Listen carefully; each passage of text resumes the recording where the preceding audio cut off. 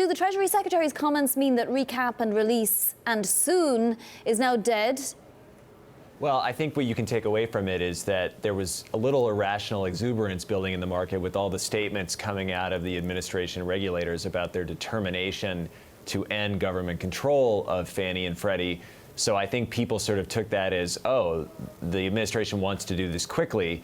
And Mnuchin's comments are really kind of pouring cold water on that, saying, no, it's not our end. It is our end objective to get them out of government control, but we're not going to cut corners to do that. We're not going to just let them build up capital to protect against losses and then have an IPO. We want the housing finance system in this nation to be thoroughly reformed before we take that step. How much does Mark Calabria have control over this process? He's the new FHFA chief. And how much of it is in congressional hands? How much of it then is in the Treasury Secretary's hands? Well, if FHFA, Fannie and Freddie's regulator, and the Treasury Secretary want this to happen, they have to agree amongst themselves. They don't necessarily need Congress, but there are a lot of important things that they can't do without Congress.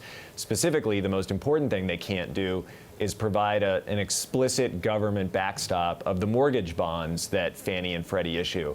That kind of explicit guarantee would make them almost as safe as treasuries in the mind of investors.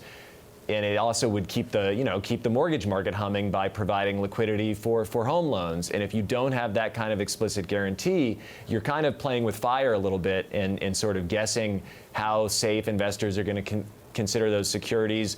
Do investors just assume that if there was ever a problem with Fannie and Freddie again, that we'd have another taxpayer bailout? Those are the kind of assumptions you would have to make without an explicit guarantee. And the Treasury Secretary did actually say that he would prefer an explicit guarantee. Now, that's a little bit at odds with what investors assumed he would say, right, Jesse?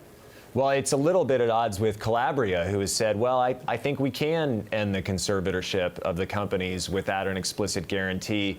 I don't think investors, a lot of bond investors, that's not a message they want to hear. They firmly want that, safe as treasuries, or almost as safe as treasuries, government backstop there to invest in these securities.